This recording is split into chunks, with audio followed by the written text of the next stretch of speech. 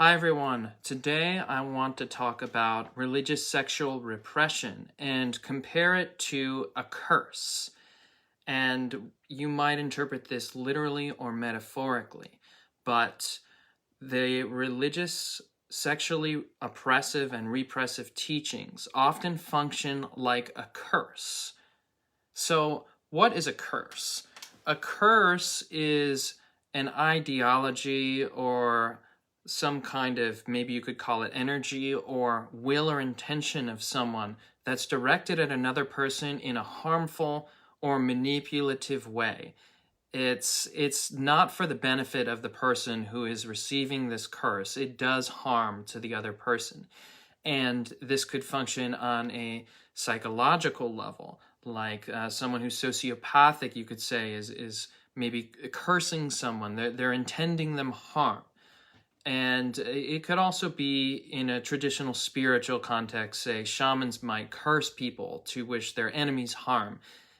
Whether you believe that happens or not, that's what is actually done in a curse. So typically, fundamentalist religions oppose curses as evil, as of the devil. And they are, in fact, dark. They would call them witchcraft or dark arts, black magic.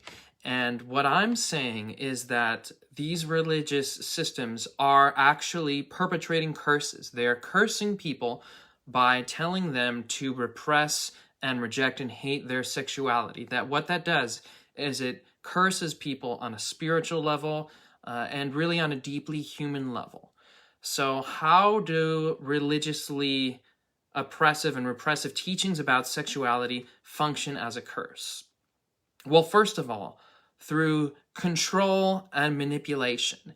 So what these religions do is they use sexuality as a means of controlling people, of stripping away agency and claiming that agency of their own. So really it's like it's an ownership sexual. It's a sexual owning in a way of the spirit of that person.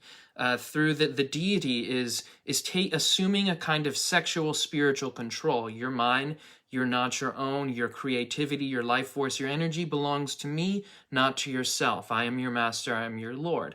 So you are not the Lord of your own body. You lose your sovereignty in these systems because they teach you to surrender your agency and your sexuality. And those two things are inextricably linked.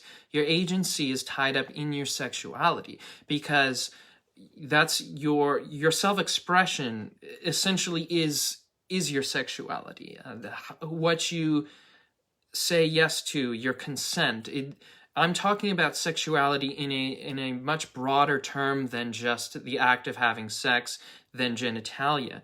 And sexuality is viewed this way by psychologists secularly, as well as mystics and Hindus and Buddhists. So from a secular point of view, from a psychological point of view, your sexuality is this life energy in a way, or maybe that's not a psychological term. It's this vital drive, this essence, the essential force of evolution. Sexuality, it is evolution. It's the driving force behind how we change ourselves, the changes we make, the way we grow in our lives, in our spiritual paths, in our psychological paths, vocationally.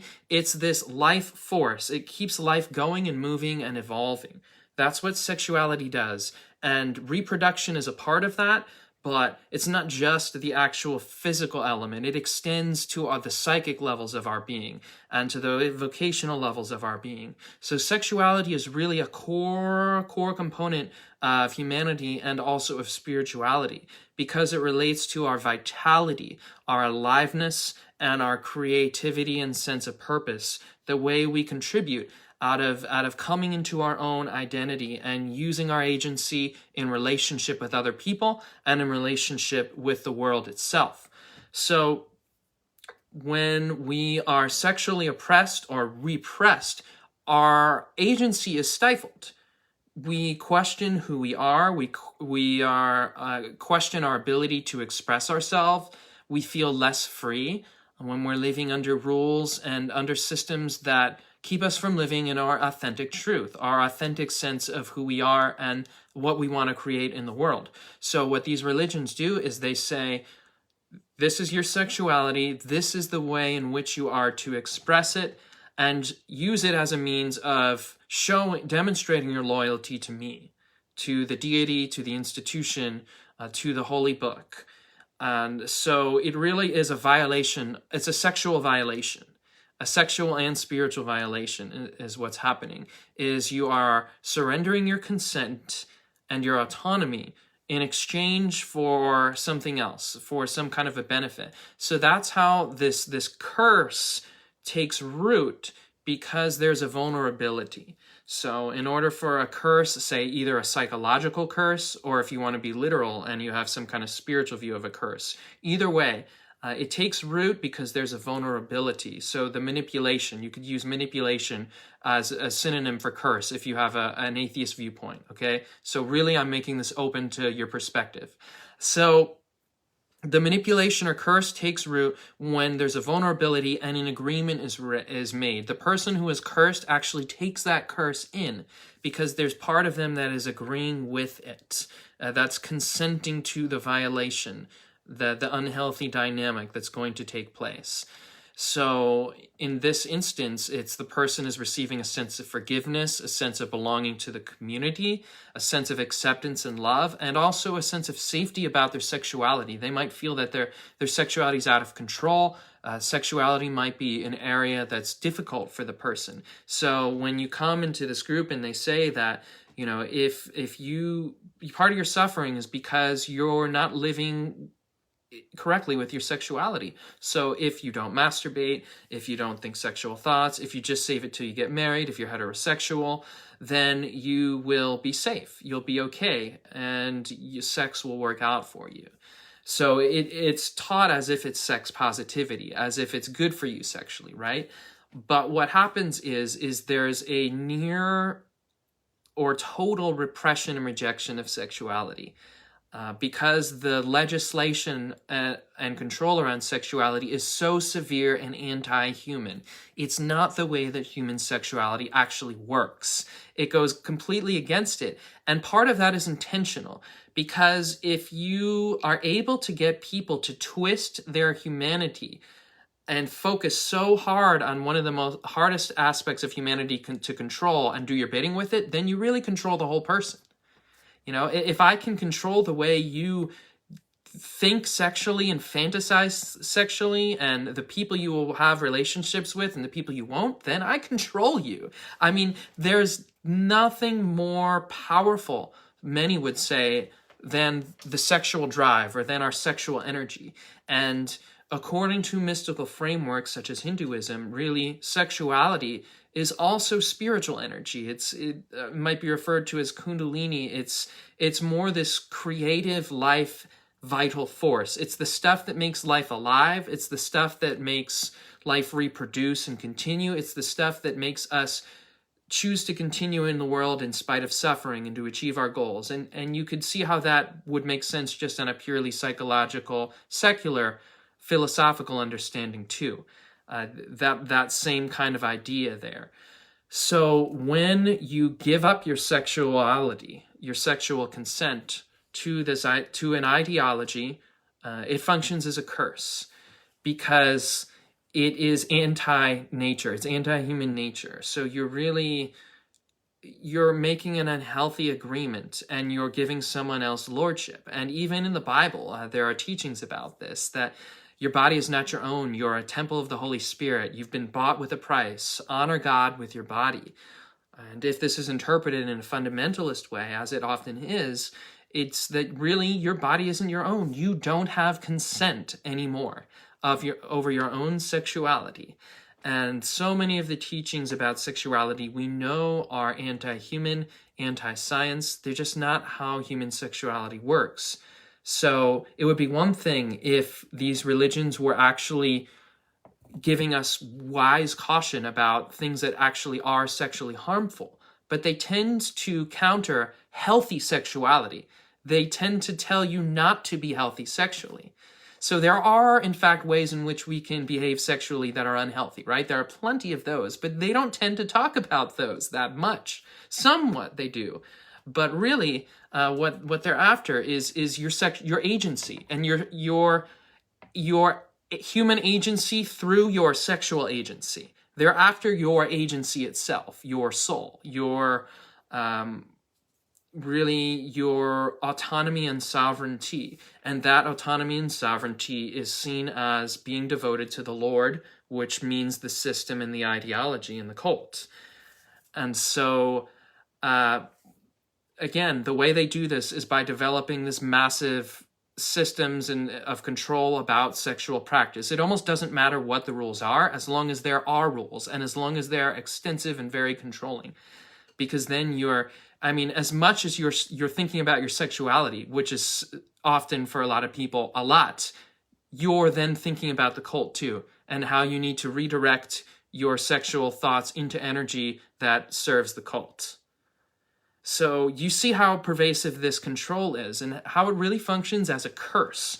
It is something that is used manipulatively. It's something that causes harm, and it's something where the person goes against their own nature and is being controlled by another actor, whether that actor is a person or an idea or some kind of spiritual something, however you view that. That's what's happening. It's harming the person. And more than that, it's hampering our creativity. It's hampering human expression and freedom. Because, again, when you are controlled, when your sexuality is hampered, then your creativity and your self-actualization is also hampered. Because sexuality has to do with the way you are in the world.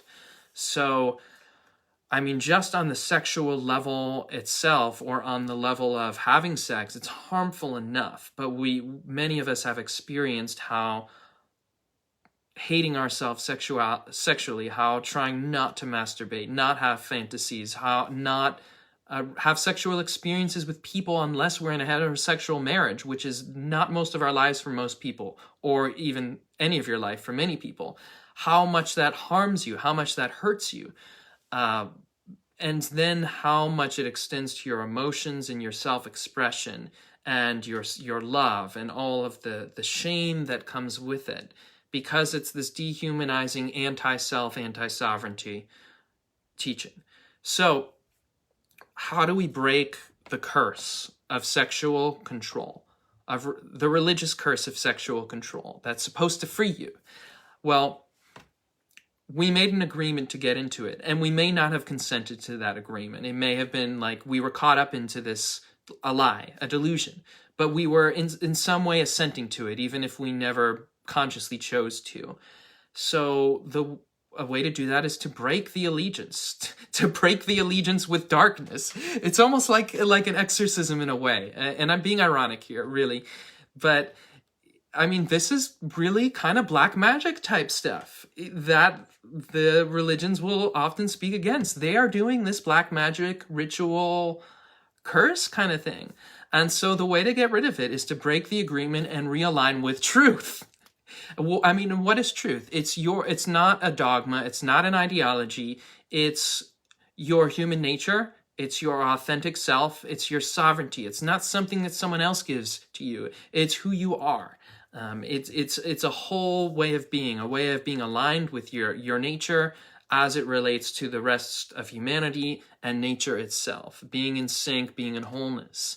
So when we renounce the need to be controlled, because it's saying I can't do it on my own, I'm not good enough, I'm not worthy of being loved, I can't help myself, I need a savior, I surrender, you have my sexuality, you have my spirituality, you are my Lord. What's the opposite of that? The opposite of that is saying, I am good enough, I am worthy of love, I choose to be a sovereign being, I choose to listen to my own self, my own spirit. I am going to embrace my sexuality, if I'm gay, if I'm trans, if I'm some mix, or if I just feel that I'm a sexual being, and how that feels right to me in a way that honors other people in their relationships and is consensual and loving and giving. that I'm going to embrace that. I'm not just going to crush that down and hate it and reject it because someone else tells me that that's what I need to do to be saved and to be whole and to be free. So when we reclaim that connection with ourselves, with our own sovereignty, and we start living from our own core, instead of these very strong voices that promise us security and safety and salvation in exchange for our souls, in exchange for our power and our sovereignty. But the reason we do that is because it takes away our anxiety. It gives us a sense of relief to not have to think, to not have to take ownership, right? I can just surrender and someone else will help me. There does come, responsibility does come with that, having to go into the unknown. But the freedom in that is actually discovering that you have the power to do that, and that life is much better with responsibility than it is being controlled and repressed and living in a state of unwholeness and self-hatred.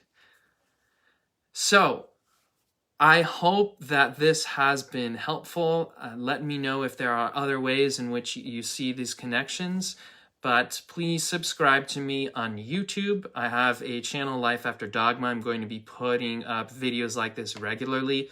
Also, I have a religious trauma healing coaching package to help you regain that connection to yourself, heal from your religious trauma, and find your healthy, authentic spiritual connection, whatever that looks like for you, if that's secular, if that's spiritual, if that's some form of religion, whatever it is for you. Realize that there is help, that this kind of sexual repression and oppression can be incredibly painful, incredibly hard to work through. So I'm here if that is something you could use help with. You can schedule an Inner Freedom Breakthrough session. The link will be here. But please comment about your own stories and experiences, and I will see you later.